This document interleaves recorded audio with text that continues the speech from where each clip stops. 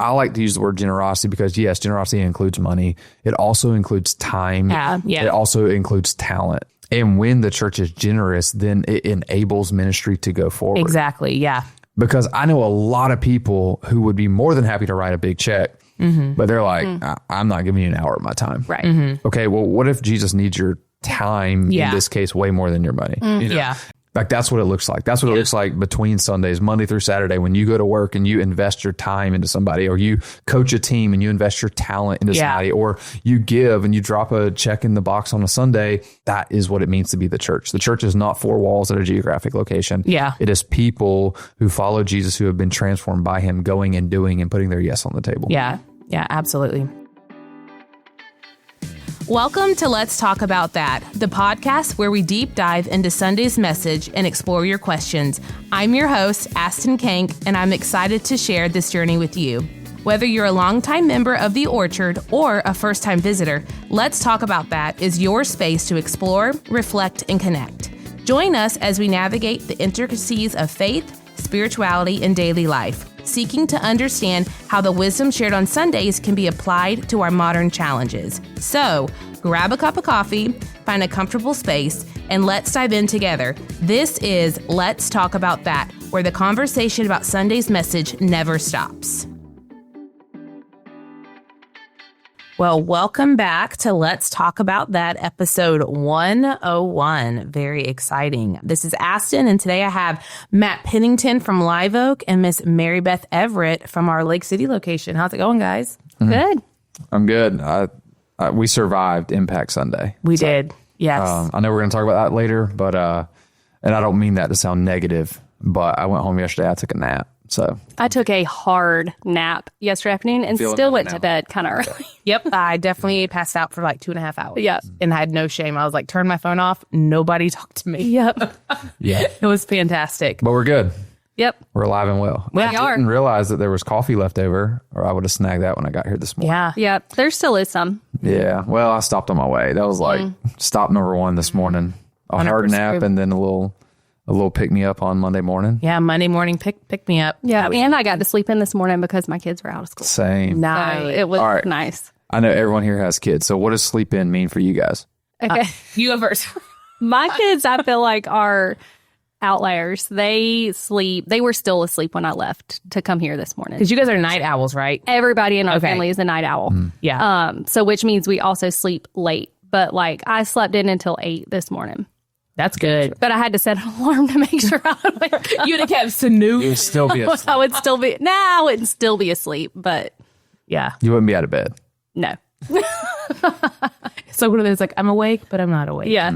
What about in the Kahnk household? What does sleep in look like? So, well, Lucy, as of last week, was in her good 4-month sleep regression. So sleep was very few and far between.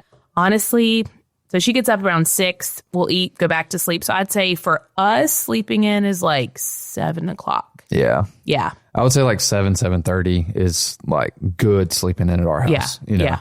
Like before we had kids, sleep in was like, I don't know, 8:30 probably. Yeah. But now is like, if you make it to 7, you're good. Yeah. See, not in our household, but our bedroom is blacked out.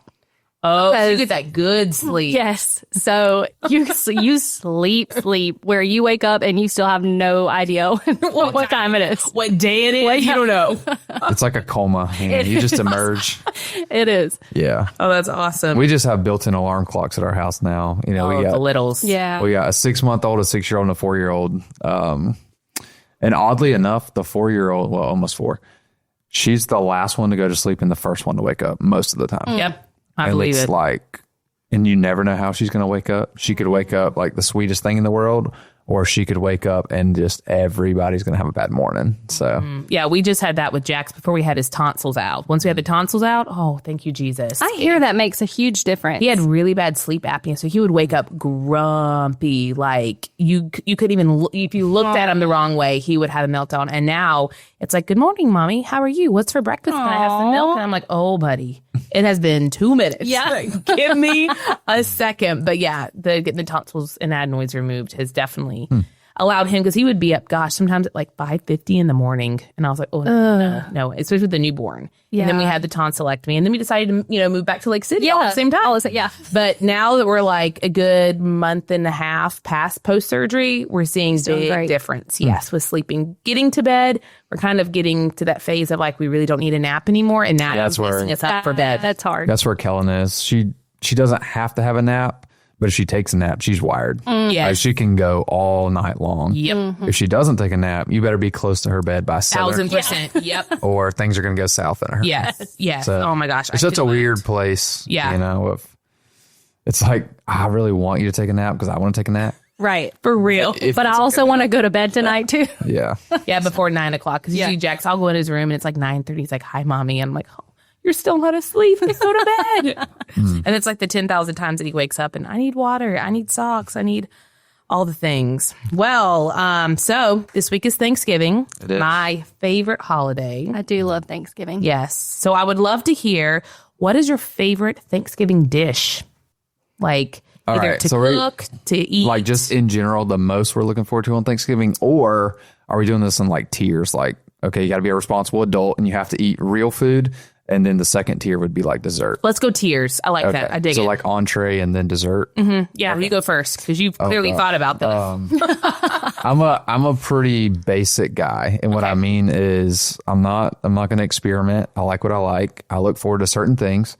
So I'm not really a big turkey guy. Really? I just feel like store-bought turkey is so dry. You know? Now, wild turkey, a whole different story. Wild turkey is one of the best things that you can eat, but. Like, do you kill the Thanksgiving turkey and then cook it? No. Well, no. Okay. Usually we eat all of our turkey before then. Gotcha. But I've thought about it. You should next year. Like legitimately in the last week, I'm like, I'm just going to go to the lease and just kill a turkey and just bring turkey it to Here's the which turkey. is legal, by the way, so I'm not breaking any rules. But I'm just like a ham guy, I think. Okay. But my staple, I do like ham. Yeah. My staple, I'm going to get ham just because store-bought turkey is just kind of dry, not my thing. But any type of potato casserole with like the creamy, whatever they put in it, creamy mushroom soup or whatever, I don't know, with like a little cheese melted on top, that's my go-to. Okay. I don't care who makes it because it's potatoes with cheese and like cream. So not just mashed potatoes, but it's like the casserole type. Okay. I think somebody in my family makes that. It's either called party potatoes or funeral potatoes. Yeah. Party potatoes have like the... What an interesting dynamic. Yeah, one or the other. For one occasion, the other. Right. Is that what has the, not golden flakes? What's on top of it? I don't know. I just feel like a cereal that's on top, right? Yeah, some people put like little... cornflakes. Cornflakes or something. Yeah. Maybe. I'm just a potatoes guy, I mean. Okay. Anything potatoes... What about sweet potatoes, like sweet potato casserole? Immediately out on sweet Okay, so I was out on sweet potato casserole for a long time until I had my sister-in-law's. She makes the best sweet potato casserole that I've ever had. Sorry, Mom. But love you, Tara. It's so good. It's like dessert though. Yeah. It's the kind that it's not the marshmallow kind. I don't really care anything in the world about that. But it's the kind with like the crumbly and the pecans and stuff on top. Yum. It's so good. Like to me, like you could eat that as a dessert. Yes. I will always take some of that home to keep it in the fridge and eat for dessert for a couple nights. But we're still in tier 1, so we can't talk about dessert. Sorry. Yeah. Well, it's a side dessert. It has no... What about like vegetable wise for you on Thanksgiving? Like you like a green bean casserole? Yeah, I mean, I like green bean casserole, acre peas. Oh, if good. If there's acre peas, I'm going to get down with some acre peas. But I mean, I don't like a 3 guy, like I want ham, I want some type of potato with melted cheese on it, and acre peas or green beans, and I'm good. No, you're doing Thanksgiving wrong. No, that's all I'm It needs like a loaded plate. You need like everything. Okay, so this is my answer. A little bit of ham. People can't see, but you're making motions with I know. I'm making my She's plate. making her plate, yeah. A little bit of ham, a little bit of turkey. Then you need the 90% of your plate to be sides. You need one roll, and then you need squash casserole. You need macaroni and cheese. You need whatever kind of green beans or peas or whatever that anybody's made. You need a little bit of stuffing just because. You got to do the stuff. You have to. Thanksgiving. And mashed potatoes or party potatoes, funeral potatoes, whatever you want to call them. Whatever you're... Depends on the occasion. You need like all the sides and then a little bit of meat. So a little protein and a little bit of protein, a lot of carbs, sugar, and sides. Yeah. butter. I would say for me, turkey. I just, I'm a very traditional Thanksgiving gal. So I need turkey, but I am like, I want a little bit of everything. I want to try everything. And then if I really like something on the plate, then I'll go back and have seconds of like a little bit bigger portion of that. So I'm like Thanksgiving stuffing. I would say green bean casserole, squash casserole, and for sure sweet potato casserole. Yeah. I'm all up the casserole. I don't think my family has ever done green bean casserole. Really? Yeah, we do just like either fresh green beans, like sauteed. Okay. Or my mom makes, we call them sweet and sour green beans. Okay. That are delicious. Are they with like the, have the bacon. soy sauce in it? Maybe. Okay. It's got like brown sugar, Yep, vinegar, those are good. I think soy sauce, Yeah. onions, bacon. It's delicious. Yeah, those are like real good. But I don't even know if I've ever tried green bean casserole, actually. Now that has a little like almost like onion flakes on the top or something. Yeah. Yes. Oh, My sister makes a really good, it's called I think it's a sweet potato roll up. So basically she gets the frozen yams and then she gets crescent rolls and she rolls them up. Yum. And then it's like this brown sugar deliciousness on top. Yeah. Oh my gosh. like a little pastry thing. Yes. My wife makes those. I don't eat sweet potatoes, so I'm like, it doesn't matter. Oh, But they'll make them during this time of year. So good. Like I'm like, please make those. Yeah. And to me, it's one of those like we're not talking about desserts yet, but I would eat that for breakfast the next morning. Absolutely. Yeah. Yeah. All right. So we're good. Are we satisfied with our Thanksgiving With our plates? plates. Oh, I'm good. Yes. Okay. All right. Tier 2 dessert. Matt, you're going Yeah. first. So there's only one option for Thanksgiving, and it's pecan pie. Pecan pie is That's my go-to. elite. Yes. Now you can have a little bit of variance. My aunt used to make a chocolate pecan pie. Okay. So I mean, Ooh, that sounds really good. it is so good. But like pecan pie. And so what I do with pecan pie, actually when I was at Westwood, there was a guy there who made homemade pecan pies for the staff. That's cool. For pastor appreciation. And anyway, every year, just phenomenal. But for pecan pie, so you got to eat it for dessert. You know, at lunch. You got to eat it at dinner because you're just reheating and eating dinner. Yep. But then you eat the pecan pie the next day for breakfast. Ooh. Haven't done that before. I haven't either. Do you still eat it warm for breakfast or you eat it cold? No, I just grab You the just fork. eat it I don't even out of the fight pan? it. The rest of the week, if there's pecan pie at my house, it's just like we just leave a fork in the pan. Absolutely. Like brownies? Just a Yeah, little bite like here and there. Yeah. So I dig it. if you want some, get it on Thanksgiving because the rest of the week is just fair game. I dig it. So It's got to be pecan pie. It Really? Yeah, it has to be pecan pie. See, I'm a pumpkin pie girl through and through. No. I don't do pumpkin anything. No. Neither does Brandon. No, So we I like have an pumpkin apple pie. muffins. Yeah, I Okay. like pumpkin muffins. That's about the only kind of pumpkin stuff. Oh, about see, I'm about like I just want one slice of pumpkin pie and then I'm good. But my parents usually do. We'll also get one of those really good 5th generation cakes, the like 10-layer cake. That used to be my birthday cake every year. Really? One. Yeah, that's what we usually get, the chocolate one, and so that's always. Oh my gosh, that's gone in like 2 seconds. Yeah. So it's so stinking. Yeah. But I yeah. do feel honored though because I've been tasked with making the pumpkin pies this year. But you don't like pumpkin pie. Don't like pumpkin pie. So who eats the pumpkin pie? Apparently people do. You're like, I'll make it, I guess. Make it. But I do think I'm going to make one. So I'm going to make one traditional pumpkin pie. Okay. And then I'm going to make one with cinnamon roll crust and then drizzle the top with the cinnamon roll icing. And I might try that one. That sounds delicious. Is that like a Mary Beth specialty or a Pinterest recipe? That is I saw a bunch of different recipes and I thought that all that together sounded good. There you go. Well, you have to let us know how that tastes and how easy it is to make. All right. So what is your favorite Thanksgiving holiday tradition, either from like your childhood or from maybe you do with your families? Then that'd be, I'll throw it out there. Holiday tradition. Because, we kind of blend Thanksgiving, Christmas season together. Yeah, I think that's for me, that is the memory is you have Thanksgiving, which, when I was growing up, everybody came to our house. So it was just a big deal, There's like a frenzy, like you wake up Thanksgiving morning, there's stuff to be done, but there's an excitement that comes with that, even if it's chores or whatever. And so we always hosted it, and it's like a family lunch turned into a family hangout, and then everybody stays until dinner. So I mean, you got this all day event. But at my house growing up, when everybody kind of left, that evening of Thursday began getting all the Christmas stuff out. Very cool. And then Friday became the let's decorate kind of deal. So I've kind of, I guess my wife calls me Father Christmas, not because I overly enjoy it, but that was a staple of my childhood, was just the excitement of the lights, and our house was always lit up. And so it's something that I've tried to do for the kids, for our kids, and they always enjoy it. So we've tried to keep that same, like Friday becomes kind of the day where it officially becomes Christmas season. time. Yeah. How many people would come over to your house as a kid? Like, is all of your family from here? Or they come from out of town? So it was my mom's side of the family. Okay. And all of her family minus one sister who came over from Jacksonville. Okay. But everybody else. So she had 3 siblings, has 3 siblings. And so it was all of them. There would be probably 30-ish people. Oh, wow. It's a good size Thanksgiving. Very cool. Awesome. All right. And B, what about you? Yeah, I don't really have like a particular thing, but just everybody getting together and it not just being dinner. Like it's everybody's there. We're eating, we're hanging out.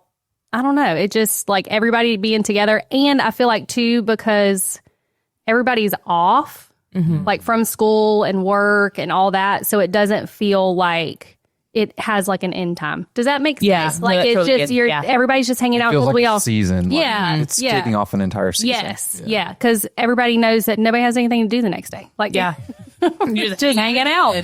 Yeah. So I like that. I like that it's not rushed. We're eating really good food. There's going to be a lot of leftovers and everybody can just kind of hang out and enjoy each other. Yeah. Yeah, I feel that. So, like I said, growing up, we'd always go to my parents' house. Back in like middle school, we'd go up to Atlanta, Georgia for my dad's brother to do Thanksgiving. But here, kind of the same thing. We'd get up. My parents would put on the Macy's Day, Thanksgiving parade, watch that when we're making everything. But this year it's been really cool. So my sister recently moved from the Panhandle to Birmingham. So I really haven't seen her a whole lot. And so they came into town yesterday. And so to watch Jax and his cousins play in the backyard, I'm excited for like new traditions because we haven't seen them in a long time. So now they're coming over. But my sister and I now kind of like help my mom manage, what are we cooking, the grocery list, all that stuff. And so, but we've got to do a little bit of, added traditions this year because they're not coming into town until after Christmas. So usually for my family, we wait till December 1st and I give them their Christmas PJs and their ornaments. Whereas this year we're actually doing it Tuesday before Christmas. And we're going to do we're starting new traditions. Yeah. So we're going to have all the cousins over to my house. We're going to blow up the air mattress, watch The Grinch. We're going to make I've thought about this for really a long time. Yeah. We're going to have breakfast for dinner. Jax's request is gingerbread cookies. So we're kind of celebrating Christmas a little earlier. I love that. Than having like hot cocoa and blowing up the air mattress. And they're in their Christmas jammies from their Mimi and they watch The Grinch. And I love it. Yeah. I love that. Yeah. So we put our Christmas tree up way early this year. I was like, let's just do it. Because I feel like it's so short and so fast. It is. Yeah. I'm always like so random with when I put my Christmas tree up. However you're feeling that day. Yeah. I mean, it's not up yet this year. I feel like I've put it up before Thanksgiving maybe once or twice. My thing is it's better to be early than late. Because there you go. It's the same amount of work. Absolutely. How much time are you going to get exactly. to it? Yeah. Exactly. I was telling Astin recently when I was in like the thick of like 3 kids, the twins were either like 6 months old or they were like a year and a half old. I can't remember. But I did not put my Christmas tree up until December 15th one year. Yeah. And that joker stayed up until... You had to enjoy it. It stayed up until February. Well, I've had some people where they'll just take the decorations off and just change it for the seasons. Like I've seen people where they just keep it up all year long. All year. I can't do that because I'm like, okay, I'm ready. No, it starts taking up too much space. Yeah. So I'm like, let's take it out. Yeah. Yeah. Cool. Well, like Matt mentioned earlier, we had Impact Sunday yesterday. So we just last week finished up our vision series and ended talking about serving within our community and within our church. And so we were able to kind of wrap up that vision series with Impact Sunday. So yeah, I'd love to kind of hear what the Lake City and Live Oaks location did yesterday, and I can kind of chime in for what I heard that the Brantford location did. So who wants to go first? I'll go first. Okay, we're all looking at Matt. Matt, you're going first. So in Live Oak, and before I say this, I think it's cool because I know we talk about it in the office, but we don't always know specifically, who's doing what in their communities, or you kind of hear, but you don't really, grasp it. And so yesterday, I actually had fun going back and looking through all the pictures that I saw people post from Lake City and Brantford specifically, because, it's, this is what they were doing. We talked about it, but this is what it actually looked like. Yeah. And we talk about it all the time. The reason that we're multi-site is not because it's easier. In fact, in a lot of ways, it would be much, much easier to be one church in one location all the time. But we talk about how we feel that's the best way to reach individual communities is because every community is different. And I think you see a little bit of that in Impact Sunday, where every location is doing something outward facing for the community, and yet it can look similar in some ways and different in some ways, And so anyway, it was just fun to go back and to look. So in Live Oak, what we did is we host, we call it a community yard sale, but shout out to Lane Abercrombie, who is still in elementary school, to kind of paint that picture. But he came up to me yesterday. He's like, why do we call it a yard sale? Because everything's free. And I was like, touche, but there's not a better name for it. Yeah. And so that's what we do. We started this last year because we felt like there's just a need in our community. And so we thought this was a good way to reach our community, specifically, though, in ways where it doesn't get extremely cold in Florida, but it does get cold. And so, with the idea of, hey, winter's coming. And so wintertime clothing, jackets, long sleeves, long pants kind of thing. And so we do what we call a free community yard sale. But of course, nothing is for sale. And then we host a breakfast as well, pancakes and sausage. We invite first responders for the community, or we make a few deliveries to like the HCA staff in Live Oak and some of the other agencies and things. And so that's what we did. We had a great turnout. We had a great team this year that kind of helped plan with logistics and recruiting teams and organize. The word got out pretty quickly. And so we had just steady flow of people. That's awesome. Start to finish. So that was good. But this year we also reached out to our city and got word of some projects that we could help with in the community as well. So we did some community cleanup stuff, which is in some ways was as simple as just picking up trash along, high traffic areas.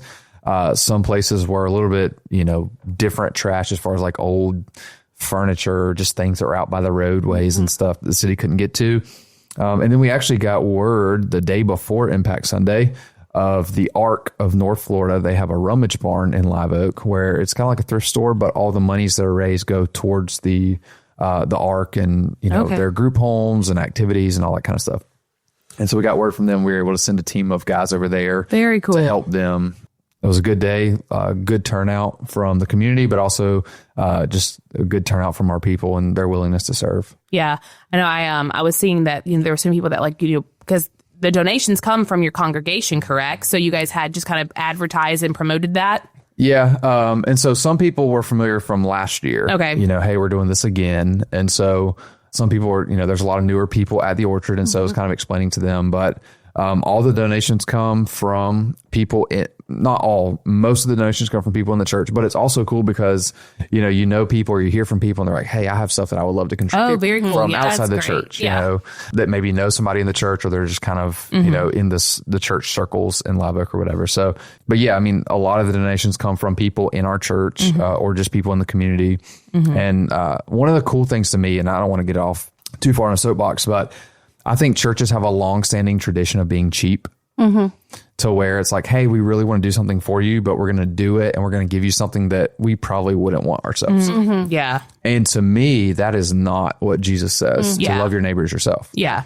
You're saying, hey, I'm willing to love you, but not in a way that I would appreciate. And so one of the things that was really cool is when we were going through, a lot of the donation items is like, there's some good stuff in there, like something that I would be proud to take home or to give to my kids or to give for a Christmas gift, and I think there's something to be appreciated about that, because you could post that in the comments on Facebook and you could sell it for $5 or $2 or whatever. Oh yeah. And you're just saying like, hey, I'm willing to give stuff that I could monetize, but I know that somebody in the community who maybe wouldn't be able to afford this level of or quality of, and they can have something that's really, really nice that they can be proud to wear to school, or proud to repackage and give as a Christmas gift, And so I think it's just a shout out to all of the people who donated, the people inside of our church, people outside of our church, but just to recognize like, hey, I understand this is stuff that I could reap some benefit from, but I'm willing to basically turn over the profit and just say, hey, I want you to have it. That's awesome. So did you have a lot left over, or was everything pretty much gone by the time you finished? So one of the things that was really cool this year was I think we had a lot more stuff than last year. Just donated. And we met on Saturday morning, and for a solid 3 hours, we sorted items. Oh, wow. I mean, it was that's a lot. Yeah, for 3 hours. Yeah. There's some pictures that are posted online, that you can go back and see, or if anybody's listening to this. I mean, our worship area was cleared out. We moved all of the chairs. And I mean, I would say 2/3 of that room was completely full. Wow. With clothes and shoes and sports equipment and toys and all that kind of stuff. So we had a ton of stuff. But the cool thing was we had a lot more than last year, but we had a lot less left over from what we did last year. Yeah. That's cool. So all the excess will go actually to the Ark Rummage Barn. Very where cool. we'll take it there. They said they have room for it. And so we'll drop that off this week. But the good news is we didn't have a ton of stuff. That's good. Yeah. Which is really a shout out to our team who got the word out. That was one of the things that we said last year. We probably didn't get the word out as quickly as possible. And so by the time people heard about it, we were kind of packing up. Yeah. So shout out to the team that just kind of worked diligently to get the word out in the right channels on social media and word of mouth and signs and things. Yeah. But yeah, I mean, it was good. We had a lot of stuff, but we didn't have a lot left over. Yeah, that's awesome. Wow. Shout out Live Oak. That's awesome. That is. Mary Beth, you and I attend Lake City location, and it was an awesome day. It was. But there was, like you both said, just a lot of logistics. So you and I kind of tag teamed it. I handled kind of communicating with the teams and helping both of us putting the teams together, but you managed getting the materials and the items to each team. So let me ask this, because I wrapped my head around it just looking at pictures. Yep. How many different locations or projects per se did you guys have going on? So we had... So I was trying to this doesn't look the same as this. Yeah. So we had 5 different breakfast locations. And then... And one of those was here, right? One of those was here for first responders. And then we had 4 different... Technically 5, but one of them was here writing thank you notes, cards for our missionary partners. But 4 different service projects going on. So we had, I'll try and recap it, but we had first responders breakfast here at the church. We had a pop-up play date pancake breakfast downtown at a local park. We had Richardson Community Center breakfast. We had a veterans cabin for homeless veterans breakfast. And then we had Windsong, an elderly community in Windsong that we hosted a breakfast for. Okay. And then our service projects we had a group go to the Pregnancy Care Center, and they were wrapping Christmas gifts for an upcoming breakfast with Santa or cookies with Santa or something that they do every year. And a group, they're wrapping presents for that. A group, they're sorting their closet of clothes and baby items. And then a group also there. So I guess 3 different projects. Yeah, there was a lot going on at the Pregnancy Care Center. At the Pregnancy Care Center. We also had a small group of men who were sanding and repainting their railing. And then we had a group go to Lake Montgomery Rehab Facility, and they took donuts to the staff, and then they took a bunch of decorating supplies and decorated all of the residents' doors for Christmas. And then we had a group, we called them our city group, because we also contacted the city and were like, how can we help? We have willing and able people. And so what they did was they kind of cleared the downtown area streets where the streets, that's hard to say. Sweepers. Yeah, I think those things are so cool. Sweepers just couldn't get, so they cleared that area, and then we're repainting the curbs yellow, getting ready for the busy holiday parade season. And then I feel like I'm missing somebody. The ramp team. The ramp team. Oh, yes, I cannot forget the ramp team. So the ramp team started early. 7 a.m. was their call. Yes, that's wheelchair type ramp. Yeah, they were building a ramp for someone at their home. And then I actually took them lunch when everything wrapped up. I took them lunch at let's see, that was 1:30, 1:45. Wow, so and they were still at it and had it. Ramp team. They were still at it and had at least an hour or two's worth left. Yeah, those guys, were I'm sure working really hard. Yeah. So all of our team leaders did a great job Sunday morning was kind of like Grand Central Station in the kids building. I can't even imagine. Oh, I forgot. So the Veterans Cabin in the Woods, we also had somebody who donated. So we had like Inception level projects going. We had like projects within projects. Yeah. Going. Yeah. We had somebody in our church donate a ton. And when I say a ton, I mean a lot of freeze-dried food.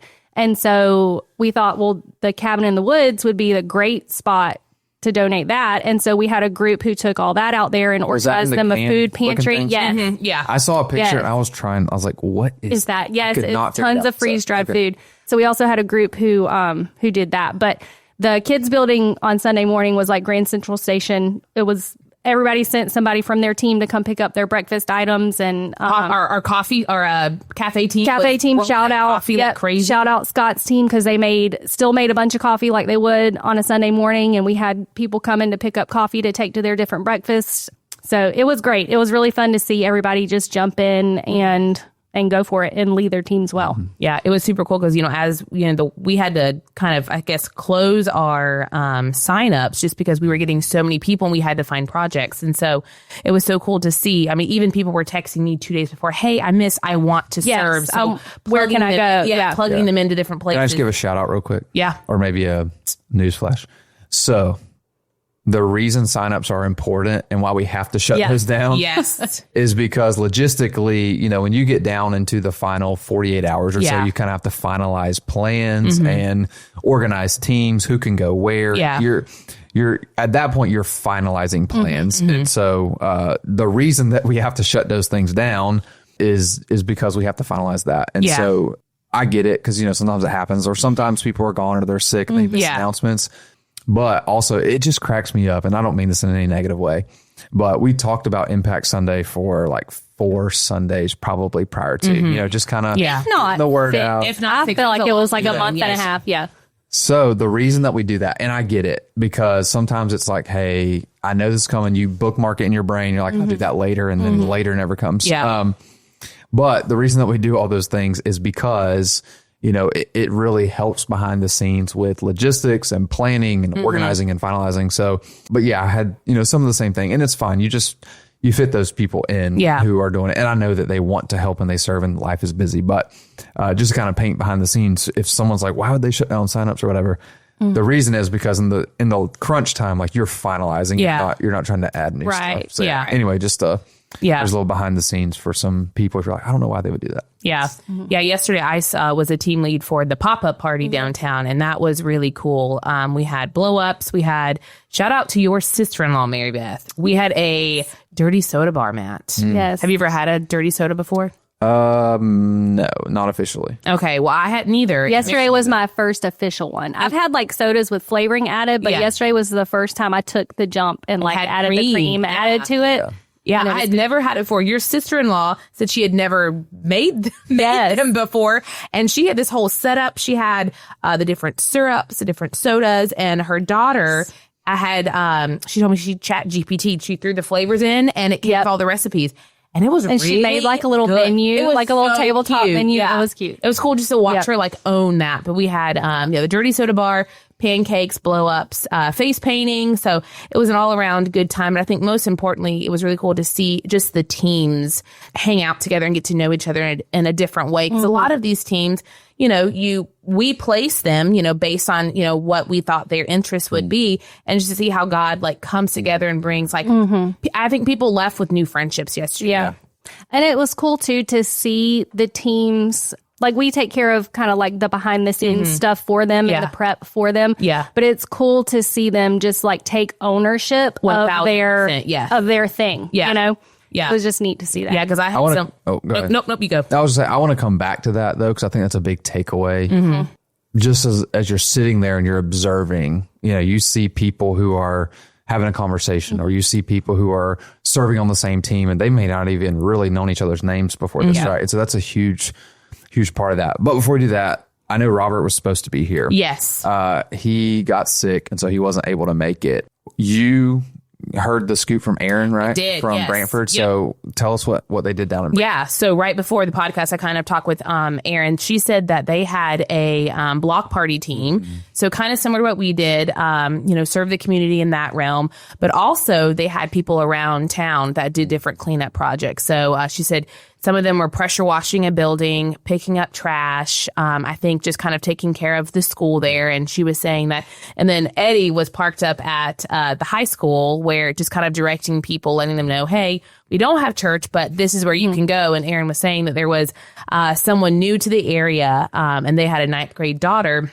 And so Eddie, being Eddie's awesome self, personally took them down to where the block party was, introduced them, and they were able to make those connections there. And so she said it was a great success. Again, it's a lot of logistics that goes into it, but she said it was a huge success. She said you could just see people truly just being the hands and feet of Jesus. Mm-hmm. And she said just getting to witness that was really, really cool. I think they took what we talked about on Sunday and put it into action. Mm-hmm. Mm-hmm. Yeah. And I think they did breakfast for the community. I think Or they did, they did like hot dogs. They did like lunch and stuff. Oh, very cool. They did lunch. Okay. Yeah. Okay. I saw a picture with some people that like they were eating. Mm-hmm. Yeah. So. Yeah. And then after the block party, the Camp family came up and we're talking with me, and Janice was saying there were just some new names on the list that she hadn't seen. And she was like, my team was just amazing. They jumped right in. I mean, my husband was pressure washing. I know. I was just thinking, I forgot to shout out Brandon. He was another guy at the pregnancy care center doing something different too. Whatever you need. And so, pressure washing and sanding. And and then they helped Sue McCarthy kind of sort all the donations. And she was just amazed at how people were so willing and excited to serve. And I mean, it just goes, we can do the logistics, but it takes everybody for it to be successful. And so that was really cool. So were there any moments from yesterday that really stood out to you from Impact Sunday, just whether it's from you personally or a story you heard? So for me, it was such an odd thing. So I heard a podcast last week, and they were talking on the podcast about things that fill you and things that drain you, right? And it wasn't necessarily a good or bad thing. Things that we don't avoid things that drain us. It's just a fact of life. Yeah. And, what I realized leading up to this week, internally, I was so conflicted, and I am type A, type A. So in every category, type A. I have 3 kids, so I'm not as type A as I used to be. But what I have found is it doesn't matter how prepared you think you are until we press go. I will not stop thinking about every possibility. What if this happens? What if this happens? What if this person shows up? What if 100 more people show up than were, signed up? And it's just, I don't know why. It's just how my brain works. And so leading up to Impact Sunday, I was just stressed. I could feel it at the base of my neck. It's just like this. And it wasn't because I was panicking. It was just every possibility. I couldn't shut my brain off.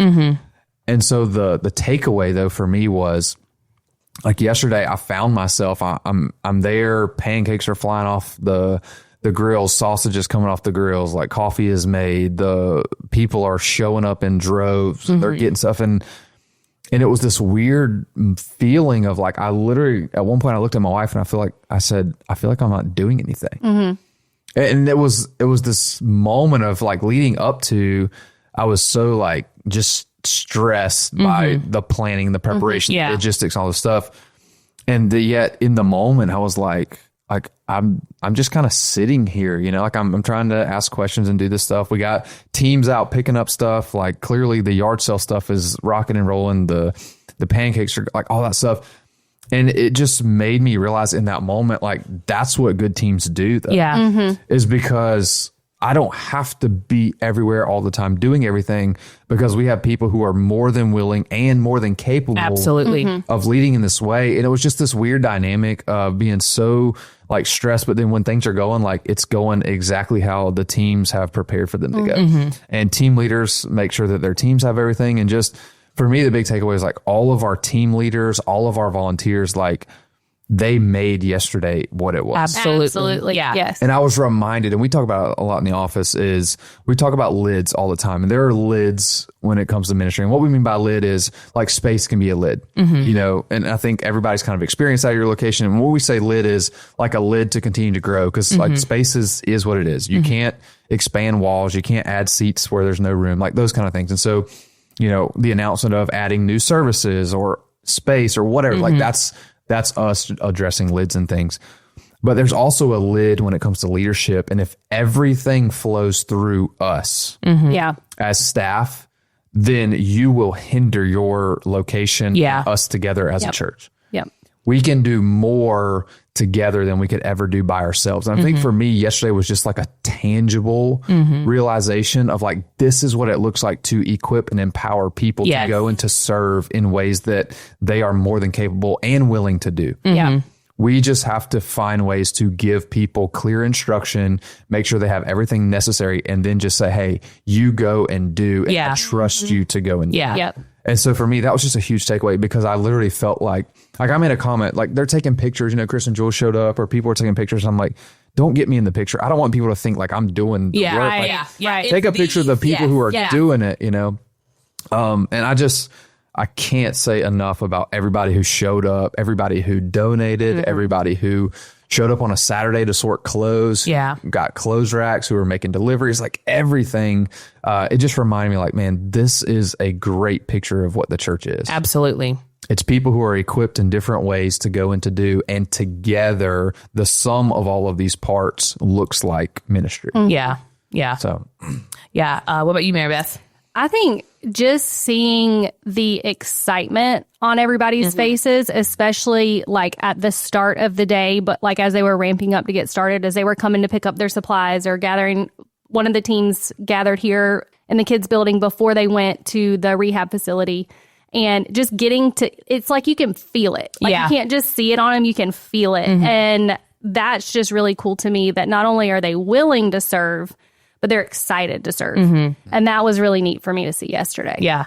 No, I could totally resonate with both of you guys. So I, yesterday morning, got home really, really late in the morning. I had a baby shower in the Panhandle, got home at 2 a.m., woke up at like 6 and just felt terrible. And I know it was from just exhaustion. And I was like, God, what am I going to do? Like, my team needs me. And then I remember, I'm like, no, they don't. Yeah. They know exactly what they're doing. All they have to have is a key to unlock the bathroom, and I can drive that there. But the fact, like you said, I had that confidence in my team of like, they know what they're doing. And just to watch them go. I mean, I got there around 7:45. I had guys and their wives were already out there putting the blow ups up. One of the blow ups wasn't working, so a dad like got a leaf blower and tied it up, and it was working. And it was just so cool to see, just like they are equipped, and to watch them just shine. It was really, really cool. It's one of those I'll for sure looking forward to next year of just kind of what God's gonna do in that.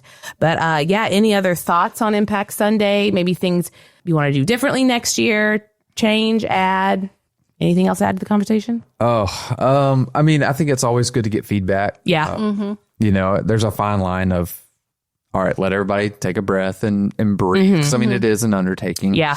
And at the end of the day, the people who made yesterday happen were not paid. Yeah. Like, in some ways you feel guilty of like, man, I'm getting paid to be here. Like, you guys are just being generous. I think another thing is we talk about generosity, and I use the term generosity a lot because I do think that's a better description of, churches. I'm not shy about this as far as Live Oak goes, but like churches have manipulated people's money for a long time, and unfortunately it leaves a sour taste in people's mouths, but money is addressed in the Bible from Genesis to Revelation. Like it's part of it. But I like to use the word generosity because, yes, generosity includes money. It also includes time. It also includes talent, and I think it's just amazing. One of our projects with the Ark, that was the day before, and we just kind of got word of it. And we're like, hey, we got some volunteers. Like, we'll send a team over. And we didn't necessarily prepare and plan for everybody to be there. And yet the people who are on that team have also experience and talent to be able to do some of the minor construction things. Oh, very cool. Yeah. Okay. And so it's not like we are generous with who we are because Jesus was generous towards us when he gave his life for us. And so, I just think a huge thing that stands out to me is generosity. We mentioned the donations, like that's generous because it's some of those things you could monetize it and you're saying, hey, just you guys can have it. Yeah. People being generous with their time, team leaders, we met a few different times prior to, they're putting in work, creating flyers, or they're putting in work behind the scenes, so to speak. They're being generous with their time. People show up earlier than required to begin to sort things and organize things. People show up early on Sunday morning, and people are bringing their own stuff. People ran to the store and like, hey, I got it. I'm like, hey, just use my card. Like, no, I got it. It's just generosity, though. Ministry is always funded by generosity. And I don't just mean money. Yeah. I mean, like, if you're going to have the type of impact that we talk about in our series, if we want to be the type of church that we say we want to be, like, to some degree, it will require from us. And sometimes that is money, right? Because none of this happens, like, there was not a zero balance for all of our locations. Right. I mean, that's just reality. But it's also like all the pancake stuff that we bought in Live Oak and, whatever supplies that were purchased in Branford and Lake City for breakfast and stuff, like, the church buys those things. Yeah. Right. But it's every single person in the church who gives bought that. Exactly. You just didn't know that you were buying pancakes when you gave whatever you gave. Like, it's just, that's the nature of being generous in the church. And you're generous with your money, you're generous with your time and your talent. And when the church is generous, then it enables ministry to go forward. Exactly. Yeah. Because I know a lot of people who would be more than happy to write a big check, but they're like, I'm not giving you an hour of my time. Right. Okay, well, what if Jesus needs your time, in this case, way more than your money? Yeah. And so I just love that you see a complete picture of generosity at Impact Sunday. You see people who are willing to go and to do. They're giving up a Sunday morning. They're giving up their time. They're using their experience and their talent, sometimes improvising. Like, I mean, one of the things that I love is to see improvisation. There you go. Yeah. We'll roll with that. Yeah. Street sweeper. But just to see it, you can plan logistically all you want to, but you're going to have things that you're just like, I don't know, figure it out. And people just figure it out, So I don't know. It's just a big takeaway for me was we say Impact Sundays, we get to be the church. Chip, I think he made a post about that, is we won't have a church service, but we get to serve as the church. And I think that's an example of that. Like, behind the scenes, there was money involved. During the day, there was both time and talent involved. And yet nobody was thinking about all of those things. They were just putting their yes on the table and saying, hey, I'm going to do this. Yep. And you get to see visually what that looks like. And that is a picture of the church. Like, that's what it looks like. That's what it looks like between Sundays, Monday through Saturday, when you go to work and you invest your time into somebody, or you coach a team and you invest your talent into somebody, or you give and you drop a check in the box on a Sunday. That check may be cashed, so to speak, or used to purchase something for somebody that you may or may not ever see, or it may be used to purchase pancakes, or it may be used to do something for somebody, but all of those things were on display yesterday. And it's just a great reminder, like, that is what it means to be the church. The church is not four walls at a geographic location. Yeah. It is people who follow Jesus, who have been transformed by him, going and doing and putting their yes on the table. Yeah. Yeah, absolutely.